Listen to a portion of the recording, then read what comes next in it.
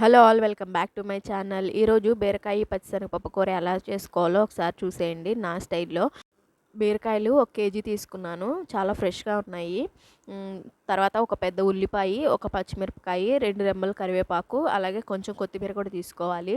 తర్వాత ఇలా పచ్చిశనగపప్పు 1/2 కప్ తీసుకున్నాను, దాన్ని 2 సార్లు వాష్ చేసుకుని బాయిల్ చేసుకోవాలి శనగపప్పుని. చూసారు కదా, ఇలా శనగపప్పు అనేది ఉడకపెట్టుకోవాలి. మరీ మెత్తగా ఉడకపెట్టుకోకూడదు. ఇలా కొంచెం ఇలా నలిపినప్పుడు కొంచెం నలిగితే చాలు, మరీ మెత్తగా అయితే ఉడకపెట్టుకోకూడదు. తర్వాత ఒక ఆనియన్ కట్ చేసుకోవాలి. తర్వాత కొంచెం కొత్తిమీర, పచ్చిమిర్చి, కరివేపాకు ఇవన్నీ కట్ చేసుకుని పక్కన పెట్టుకోవాలి. బీరకాయలు చూసారు కదా, ఇలా చిన్న చిన్న ముక్కలుగా కట్ చేసుకుని పక్కన పెట్టుకోవాలి.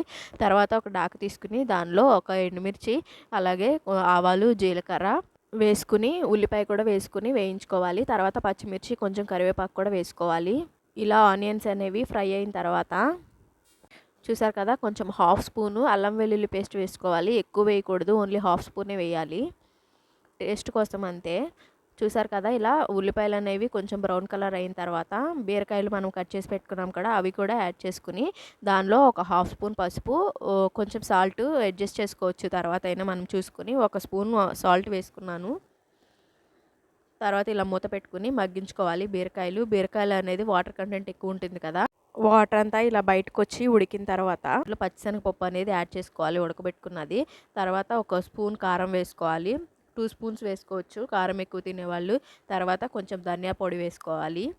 తర్వాత కొంచెం కొత్తిమీర వేసుకుని ఒకసారి కలుపుకుని మూత పెట్టి మగ్గించుకోవాలి దీన్ని.